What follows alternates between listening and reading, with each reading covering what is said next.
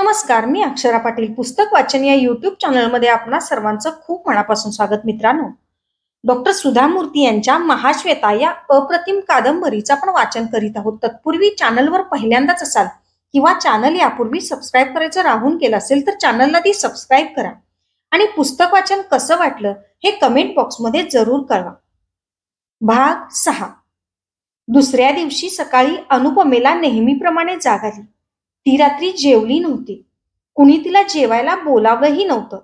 नेहमीप्रमाणे बागेतली टोपलीवर फुलं खुडून ती देवघरात पाऊल ठेवणार तेवढ्यात नारायणाचार्यानं बजावलं, आत पाऊल टाकू नका, सोहळ्यातल्या देवांना ओवळं करू नये. कालपर्यंत अनुपमा घरची छोटी मालकीण असल्यामुळे खालच्या मानेनं बोलणारा भिक्षुक आज इतर जातीच्या माणसांमुळे होणाऱ्या विटाळाप्रमाणे मागं सरला याची तिला अजिबात अपेक्षा नव्हती. या रोगाचे परिणाम चांगले नसतील याची तिला जाणीव असली तरी त्यांच्या नेमक्या स्वरूपाची तिला कल्पना नव्हती. अवाक्षर न बोलता फुलांची टोपली देवघराच्या दाराशी ठेवून ती निघाली. समोरून सोहळ्यानं येणाऱ्या राधाकांच्या चेहऱ्यावर अपशकुन झाल्यासारखा तिरस्कार उमटला. त्यांनी मान फिरवली. नारायणा, ती फुलं फेकून दे बघू आणि भांड्यांवर सोहळ्याचं पाणी शिंपडून घे. हृदयावर तापलेल्या सळीचा डाग द्यावा तशी अनुपमेची अवस्था झाली. ती खाली मान घालून निघून गेली. यानंतर या घरातलं आपलं स्थान कामवाल्या बाईपेक्षाही खालचं असल्याचं तिच्या लक्षात आलं. कामवाली आपलं काम उरकल्यानंतर आपल्या घरी निघून तरी जाते, पण ती कुठं जाणार? माहेरी? सावत्राई घरात आली त्याच दिवशी खऱ्या अर्थानं तिचं माहेर तुटलं होतं. लग्न झाल्यानंतर ती एकही दिवस माहेरी गेली नव्हती. कधी जाव असं वाटलंही नव्हतं. आणि ह्या लक्ष्मी निवास? कालपर्यंत हे तिचं घर होतं, पण आजपासून हे घरही परक झाल्याचा राधाका पदोपदी दाखवून देत होत्या. मग तिचं घर कुठलं? तिच्या मनानंच उत्तर दिलं, इंग्लंडला. जिथं आनंद आहे तिथं आपलं घर. पण आनंद तरी तिथं किती दिवस राहील? 2-3 वर्ष. त्यानंतर लक्ष्मी निवासच तिचं घर ना. राधाकांबरोबरच त्यानंतर राहावं लागेल. अशा प्रकारचे आचार विचार असलेल्या आनंदच्या आई बरोबर लहानपणी रात्रंदिवस कामात गढून गेलेल्या अनुपमेला ह्या फक्त जेवण खाण करून राहायच्या जीवनाचा नाही म्हटलं तरी कंटाळा आला होता. त्यात हे मानसिक क्लेश सहन करणं तिला तापदायक होत होतं. कधी संपणार आपला हा वनवास? अनुपमाला कोड फुटल्याचं घरात सगळ्यांना समजलं होतं. स्वयंपाकीन बाई तुंगक्का, ड्रायव्हर तुकाराम, नारायणाचार्य, कामवाली निंगव्वा सगळे आपापल्या पद्धतीनं यावर आपापसात टीका टिप्पणी करत होते. त्याचबरोबर त्यांनी ही बातमी गावभरही पसरवली असावी या विचारानं अनुपमा क्षणभर थरकापली. अय्यो पाप, आपल्या अनुपमाला कोड फुटलंय म्हणे. हा कसला रोग बाई? सगळं मनासारखं झालंय म्हणून फार मिरवत होती नाही का? म्हणून देवानं असं केलंय. कोड असलेल्या बायकोला कोण नांदवेल? माहेरी पाठवून दिल्याशिवाय राहणार नाही. पण हजारो मैल दूर असलेला आनंद यावर विश्वास ठेवेल काय? तो आपल्यावर विसंबलेल्या पत्नीचा हात मध्येच सोडून देईल काय? नाही, असं होणार नाही. त्याचा स्वभाव ह्या साऱ्यांसारखा नाही. शिवाय तो स्वतः डॉक्टर आहे. उलट तोच या साऱ्यांना समजावून सांगेल. जेवायच्या वेळी तुंगक्कानं खाली बोलवलं. दररोज सासू सून आणि गिरिजा एकत्र जेवायच्या. आज राधाका आणि गिरिजाचं जेवण झालं होतं हे अनुपमेच्या लक्षात आलं. तो दिवस संपला. असे आणखी किती दिवस घालवायचे? अनुपमेचा उद्वेग दाटून आला. याचा अंत तरी कुठं आणि केव्हा आहे? पण लवकरच तोही दिवस आला. दुसऱ्या दिवशी सकाळीच लक्ष्मी निवासचं गेट वाजलं. तिनं माडीवरच्या आपल्या खोलीतून पाहिलं. श्यामांना मास्तर आत येत होते. काय होणार आहे याची कल्पना आली तरी मन एक प्रकारे कठोर होऊ लागलं.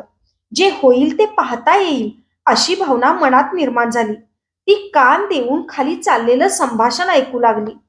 काल रात्री तुमची तार मिळाली. सकाळची पहिली बस पकडून मी आलो. श्यामांना मास्तर बसता बसता म्हणाले. अनुपमा, आता आराम आहे ना?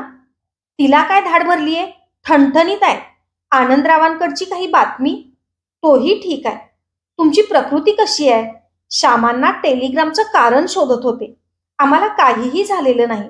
तुम्हालाच विचारायचं होतं. शाळेत शिकवणारे मास्तर तुम्ही. गरीबाघरची मुलगी. हुशार आहे म्हणून देसाईंनी सांगितलं होतं. आधी आम्ही त्यावर विश्वास ठेवला. तुम्हीही आमच्या चांगुलपणाचा गैरफायदा घ्यायला नको होता.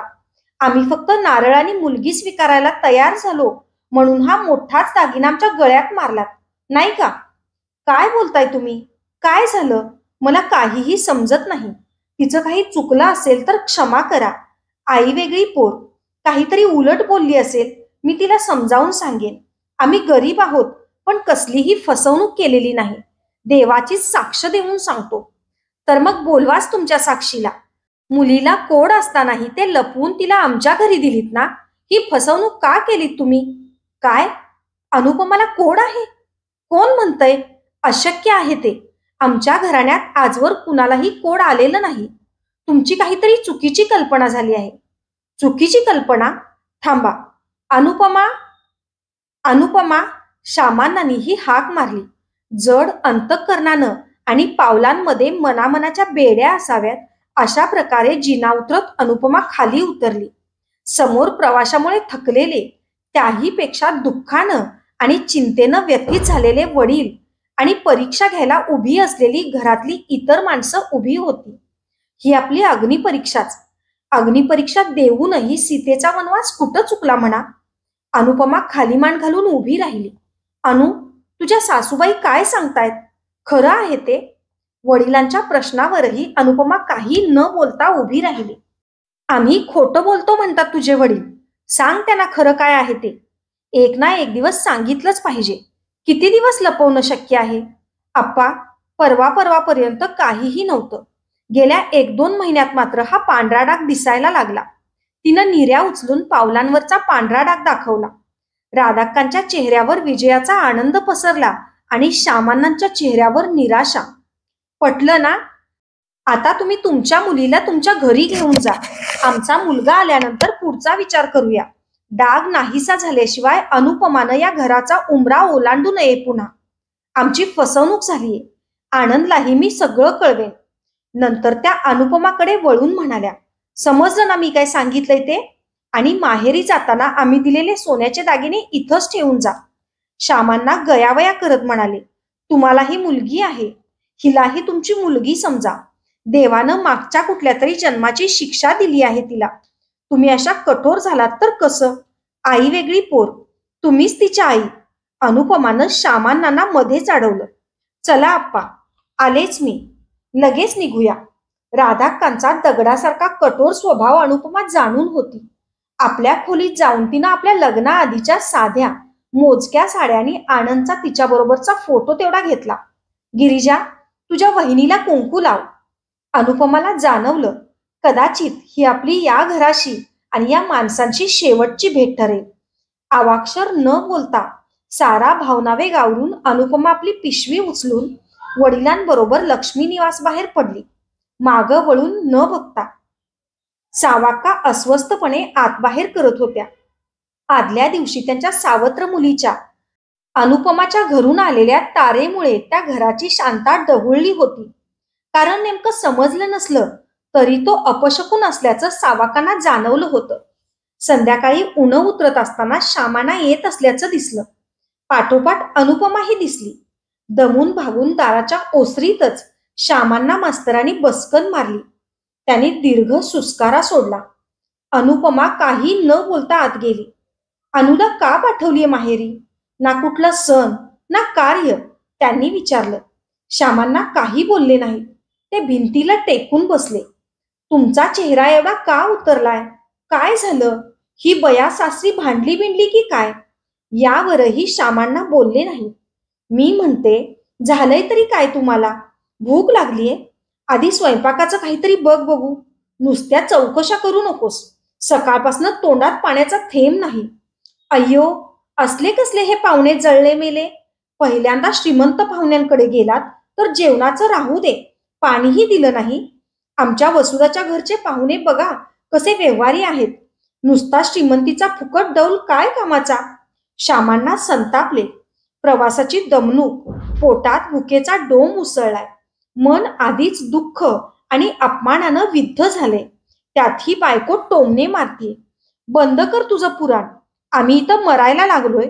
तू पाहुण्यांची तुलना करत बसलीस. आधी भाताला ठेव, पुढचं नंतर सांगतो मी. काही झालं तरी मनातलं दुःख कुणापुढे तरी मांडणं भाग होतं.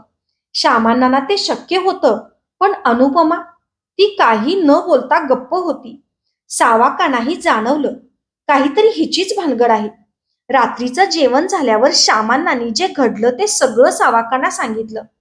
सावाकाना मुलींच्या तुलनेत आपल्या मुलीचा स्वार्थ असला तरी अनुपमा खोटारडी नाही याविषयी त्यांची खात्री होती. त्यांचं अनुपमेवर कधीच प्रेम नव्हतं.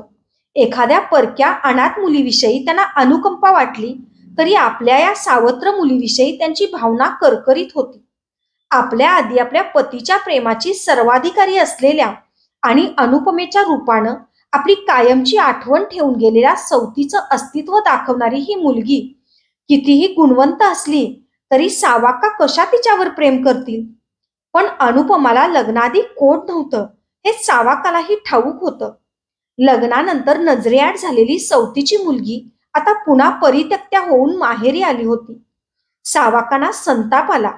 आधीच गरिबी, त्यात मुलींच्या लग्नाची चिंता. अशा वेळी सावत्र मुलगी घरी आली म्हटल्यावर आगीत आणखी तेल ओतल्यासारखं झालं होतं. पण तुम्ही तिला हित का घेऊन आलात? त्यांना सांगायचं, तुम्ही जाणे आणि तुमची सून जाणे. हवा तेवढा पैसा आहे ना, तिथंच ठेवून हवं तेवढं औषध पाणी करा म्हणावं. नाहीतर तुमच्या घरात तिला जशी ठेवायची तशी ठेवा म्हणावं. एकदा मुलगी दिली म्हणजे ती आमच्या कुळाबाहेर गेली. असं का बोलतेस? तुझ्या मुलीवरच अशी पाळी आली असती तर? काहीतरी अभद्र बोलू नका. अगं, घेऊन जा. डाग कमी आल्यावर घेऊन या म्हणून सांगितलंय ना. प्रयत्न करूया. प्रयत्न करायचा आपल्या हातात आहे. यश देणं न देणं भगवंताच्या हातात. तसं नव्हे, आता लोकांचं तोंड बंद कसं करायचं हा खरा प्रश्न आहे. मध्येच कशी आली म्हणून लोक विचारायला लागले तर काय उत्तर देऊ? उगाच लोकांच्या मनात संशय. नंतर वसुधाच्या सासरी ही बातमी समजली तर? आनंदराव कधी येणार तेही निश्चित नाही. खरंय तुझं, तो विचार करायचाच. मीही लिहितो आनंदरावांना, अनुपमाही लिहू दे. तेच यातून काहीतरी मार्ग काढतील. त्यांनाही त्यांच्या बायकोच्या भविष्याविषयी काळजी असेलच ना. अनुपमाला सारं बोलणं ऐकू येत होतं. तिच्याही मनात आनंदचे, केवळ आनंदचेच विचार घोळत होते. प्रिय आनंद, एव्हाना तुम्हाला माझ्याविषयीची बातमी समजली असेल. जर समजली नसेल तर मात्र मलाच ते कटुसत्य तुम्हाला सांगितलं पाहिजे. आनंद, 1-2 महिन्यांपूर्वी माझ्या जीवनात वावटळ उठली आहे. निखारा पडल्याचं निमित्त होऊन साऱ्याची सुरुवात झाली. जखम वाळली, खपलीही पडली, पण पावलावर पांढरा डाग मात्र राहिला. मला हे कुणापुढं सांगावं ते समजलं नाही. गोंधळून जाऊन मी डॉक्टर राव यांना तो डाग दाखवला. तो कोडाचा डाग असल्याचं त्यांनी सांगितलंय. तुम्ही डॉक्टर आहात, त्यामुळे या संदर्भातला जास्तीचा तपशील लिहित नाही. तुम्हाला या रोगाविषयी माहिती असेलच. आमच्या घरी कुणालाही हा रोग झालेला नाही, तरीही मला झालाय. डॉक्टर रावांनी औषधही दिलंय. मला तुमच्या घरच्या माणसांवर दोषारोप करायचा नाही, पण आईंना वाटतं मी तुम्हाला फसवलंय. लग्नाआधीच तो डाग असला पाहिजे वगैरे. आनंद, तुम्हाला तर ठाऊकच आहे, आधी असा कोडाचा डाग माझ्या अंगावर नव्हता. आता तो दुर्दैवानं आला आहे. तुम्हाला किंवा तुमच्या घरच्या लोकांना फसवण्याचा विचार कधीही माझ्या मनात नव्हता. खरं तर तुम्ही माझ्या दृष्टीनं हाताला येऊ न शकणारं नक्षत्र होता. आता मी माहेरी राहत आहे. माझं मन संपूर्णपणे तुमच्यातच लीन झालं आहे. मी इथं तरी किती दिवस राहणार? तुम्ही लगोलग पत्र लिहा. तीर्थरूप आईंनाही पत्र लिहून कळवा.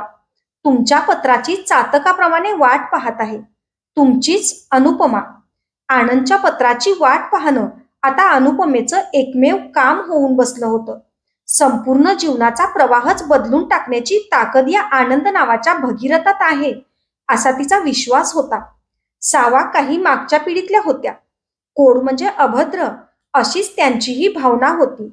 अनुपमा बाहेरची सगळी कामं घाण्याला झुंपलेल्या बैलाप्रमाणे अविश्रांतपणे करत होती.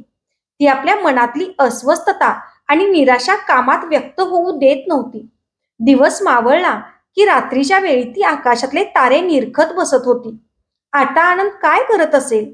त्याला आपलं पत्र पोहोचलं असेल का? त्यावर त्यानं लिहिलेलं उत्तर इथं आपल्याला कधी मिळू शकेल?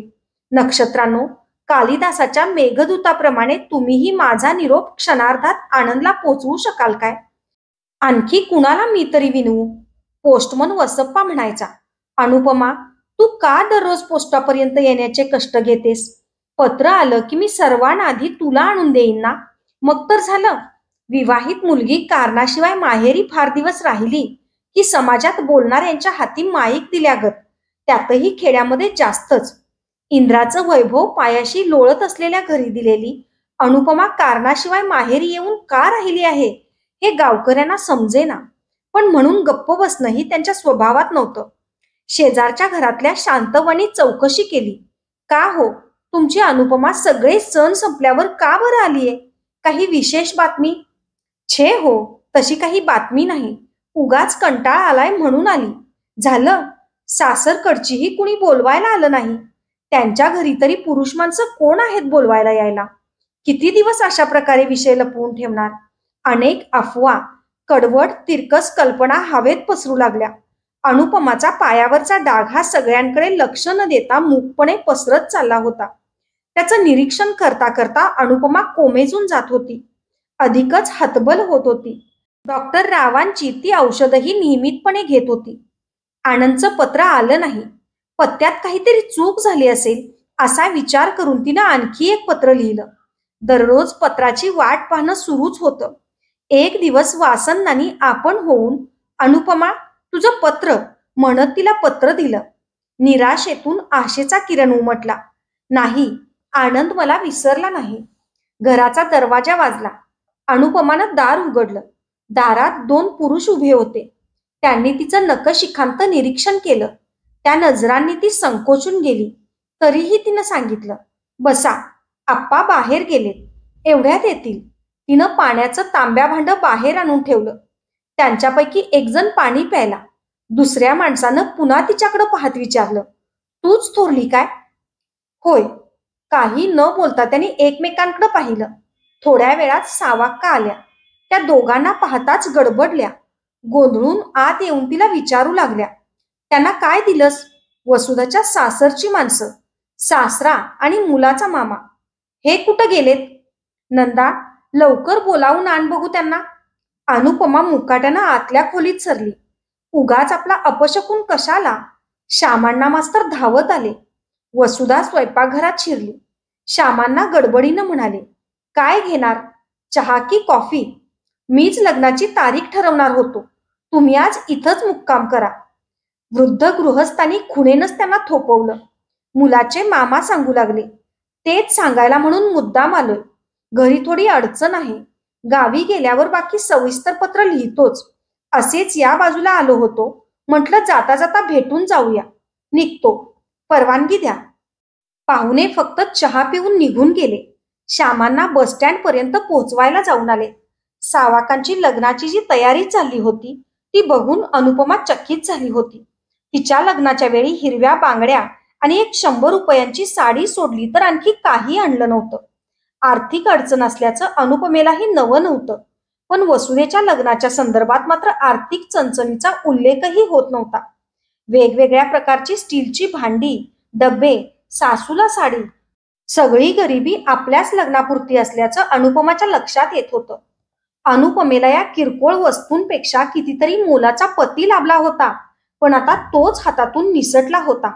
अनुपमेला वाटलं, एवढी अपूर्व वस्तू हातून कमावल्यावर खरं तर असले किरकोळ विचारही आपल्या मनात येता कामा नयेत. 2 दिवसांनी वासप्पा पोस्टमननं 2 पत्र आणून दिली. एक अनुपमासाठी होतं आणि दुसरं श्यामांनांसाठी. अनुपमासाठी दिल्लीहून देसाई डॉक्टरांचं पत्र होतं. गेल्या आठवड्यातच त्यांची इंग्लंडमधल्या आनंदच्या प्रोफेसरांशी भेट झाली होती. त्यांनी आनंदचा पत्ताही कळवला होता. तो पाहून तिला धक्काच बसला. तिला ठाऊक असलेलाच तो पत्ता होता. म्हणजे आपली दोन्ही पत्र आनंदला पोहोचली असणार यात शंका नाही. याचाच दुसरा स्वच्छ अर्थ असा की आनंदची आपल्याला पत्र लिहायची इच्छा नाही. हेच क्रूर सत्य आहे. श्यामांना पत्र वाचताना डोळ्यापुढे अंधारी आल्यासारखं वाटलं. ते मटकन बसले. अनुपमानं थंड पाणी आणून त्यांच्या डोक्यावर शिंपडलं. त्यांना हातातल्या पत्रानं धक्का बसला होता. ते वसुधाच्या सासरचं पत्र होतं. तुमच्या थोरल्या मुलीला कोड फुटल्याची आणि तिला तिच्या सासरच्यानी सोडल्याची बातमी आम्ही ऐकली होती, पण त्यावर विश्वास बसला नव्हता. परवा मी स्वतः येऊन खात्री करून घेतली. त्यामुळे आम्ही तुमच्या मुलीला आमची सून म्हणून पत्करू शकणार नाही. तुम्हाला हे कष्टकर वाटेल, पण आमच्या घरी वृद्ध पणजी आहे. खूप सोवळं ओळं आहे. ते सारं पाळणं कसं शक्य होईल? नाहीतरी लग्न म्हणजे देवानं मारलेल्या गाठी असतात. या दोघांची गाठ देवानं मारली नसावी.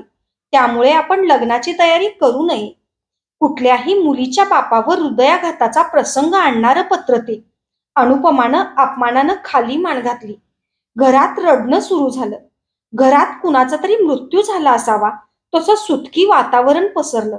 वसुधा हुंदके देऊन रडत होती. सावाक्का संतापानं लाल बुंद झाल्या होत्या. आप्पा, तुम्ही त्यांच्या घरी जाऊन सांगा मी निरपराधी आहे म्हणून. अनुपमेनं सांगितलं तरीही फरक झाला नाही. तिच्या त्या डागामुळं वसुधाच्या स्वप्नांचाही चूड झाली होती. त्यातल्या त्यात स्वतःला सावाक्का सावरून म्हणाल्या, तुम्ही पाहुण्यांच्या घरी जा. त्यांना सांगा आमच्या घरी हा रोग कुणालाही नाही म्हणावं. असला तर अनुपमाच्या आईच्या घराण्यात असेल.